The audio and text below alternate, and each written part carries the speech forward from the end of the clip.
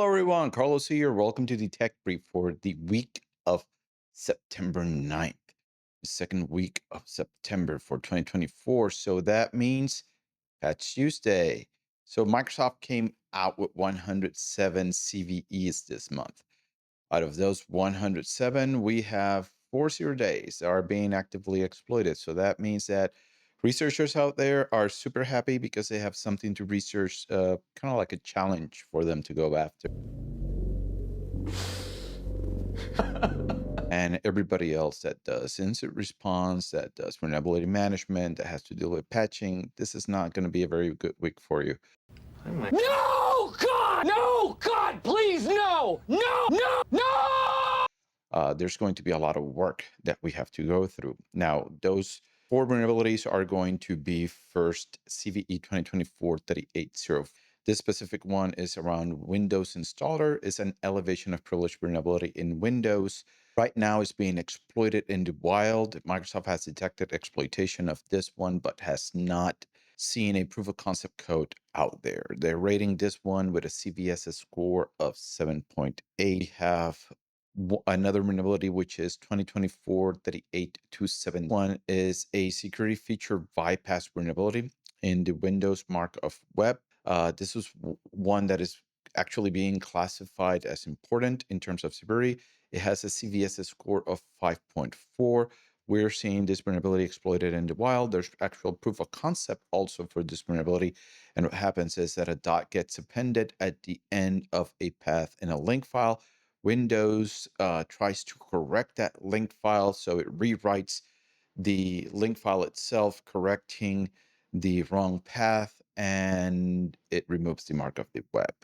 So that means that there's an extra warning window there for the user that is not present as they are coerced to download the file and execute it on their machine. We also have CVE 2024-38.2.2. This one is around Microsoft Publisher. There's a security feature bypass. When this one, further details are not available in terms of how is it exactly being exploited, but Microsoft has been detecting exploitation of this one in their platform and telemetry, and it has a CVSS score of 6.8. Now, the fourth vulnerability, this one specifically for those of you who are running Windows 10 long-term service versions, LTSB, of Windows 10 Enterprise 2050. So this is a very old version of Windows, same thing for Windows 10 IoT. This one is being seen actually being exploited in the wild, even though it's for an older version of Windows 10 that is no longer being supported. It is a remote code execution vulnerability in Microsoft Windows Update. It has a CVSS score of 9.8.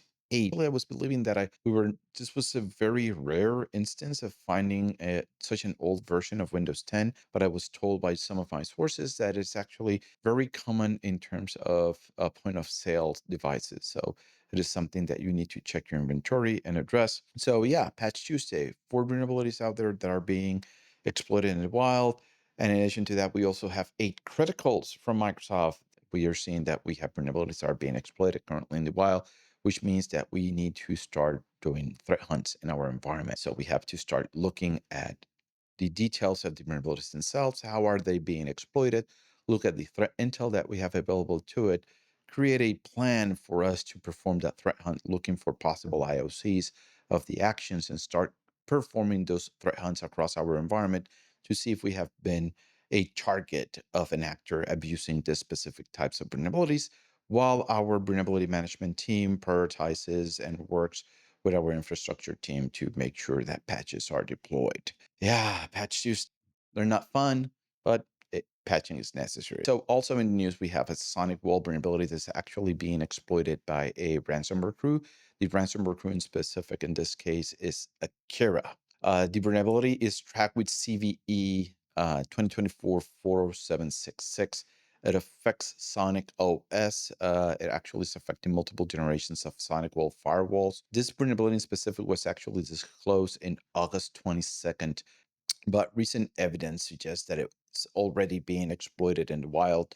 So it took less than a month for the Akira ransomware group to start using this specific vulnerability. The affected accounts that were exploited, lack multi-factor authentication, and we're running this vulnerable version of the OS itself. Now, since we have hundreds of thousands of SonicWall firewalls exposed to the internet, the potential of impact for this specific vulnerability, and given the lack of priority that a lot of admins actually give to patching this type of device, this is pretty high. Now, CISA has added this vulnerability into their CISA KEF, known exploited vulnerabilities. So this can give you an idea of how big of an issue it is and that we need to address the specific one. As a mitigation, while you're working on patching this vulnerability, do enable multi-factor authentication to mitigate the risk for this vulnerability. Now, moving along to the vulnerabilities, we have vulnerabilities for Ivanti. Again, Ivanti. This has not been a very nice year for Ivanti users, I have to say. So the first vulnerability that we have is CVE 2024-29847. This specific vulnerability is affecting Ivanti Endpoint Manager APM, and it affects versions 2024 and 2022 SUS. And earlier, this one has a perfect CVSS score of 10.0. Now, there's no proof of concept code available in the wild for it, and there's no known exploitation for this one. Vanity devices are a big target. So do patch, please, please, please do patch. In addition to that, Ivanti came out with multiple CVEs for SQL injection vulnerabilities that allow a remote authenticated attacker with admin privileges to gain code execution on the device itself. It has a CVSS score of 9.1. There's no proof of concept. It's not being exploited in the wild. It affects specifically Ivanti Endpoint Manager APM version 2024 and 2022 and earlier. On this one, it requires that the attacker has already admin privilege. So there's a lower risk of for this type of vulnerability, but it does not take away from the risk that it has a CVS score of 9.1. So this one, do your testing, do your validation, and please do patch. So the next vulnerability that we're going to be talking is about Adobe Acrobat Reader and Adobe Acrobat itself. This one is CVE 2024-41869. It has a CVSS score of 7.8. There's proof of concept code for this one, and it's being exploited in the wild. For this specific one, what happened is that a company that analyzes malicious PDFs inside of their sandbox were getting and testing a bunch of samples that they got from the web of suspicious PDFs, and they found out that an actor was actually exploiting this day in Adobe Acrobat. They reported this over to Adobe. Adobe patched the vulnerability, but it turned out that the patch was not a proper patch. Some stuff was missing, and it was able to bypass the controls that were present on it. So you would get a pop-up message with a warning. You would click that pop-up message, but it will still execute. When they were examining the samples, one of the things that they noticed was that even though it was causing a crash and it is an use after free type of vulnerability, no payload was included. So this means that more than likely the actor was testing to see if their exploit was working across multiple sandboxes and what type of IOCs were available to it. And by just doing that process of testing, they actually kind of like gave defenders that heads up. So, yeah, do patch this one, even though you believe that you're not affected by it and you have your previous patch. There's already cases where they're bypassing that previous patch. The big one that we need to talk about is Progress LoadMaster and LoadMaster multi-tenant hypervisor. So this is used in data centers where you had a consolidation and you're aggregating all of those systems into a virtual environment. We have seen previous attacks for this specific type of platform. This is CVE 2024-7591. It has a perfect CVSS score of 10.0. We have a couple this month of 10.0. Yeah, the big ones. An improper input validation vulnerability, allow an unauthenticated remote attacker to access LoadMaster management interface. And with a specifically crafted HTTP request, they can execute arbitrary system commands on vulnerable endpoints. So I can run commands on all of the VM. That's pretty bad. So if you're running this specific version, please do patch.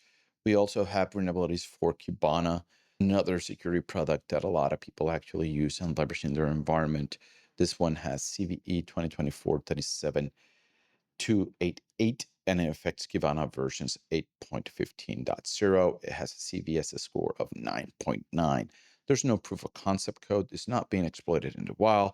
It is a deserialization flaw in the Amazon Bedrock connector of Kibana that can lead to arbitrary code execution. So this means that you have to be one of those users that are using the Bedrock connector plugin to connect Kibana to AWS. It's a very limited subset of users, but still, if you're one of those customers, do evaluate, do patch your Kibana versions.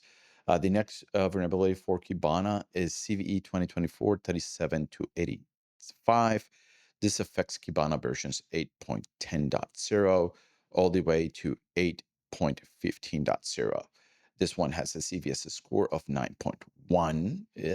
There's no proof of concepts, not exploited in the wild. The way that it works is a YAML deserialization vulnerability that can lead to arbitrary code execution. Now, this requires specific Elasticsearch indexes, privileges, and Kibana privileges for exploitation. So this one's going to be a bit limited, but given that the role that Kibana serves in a security infrastructure, I would say to evaluate, mark this one as important, not critical, and try to patch it as time permits. So those are all of the vulnerabilities and the major news for the week. As always, I hope that you found this information useful, and I'll see you guys in the next video.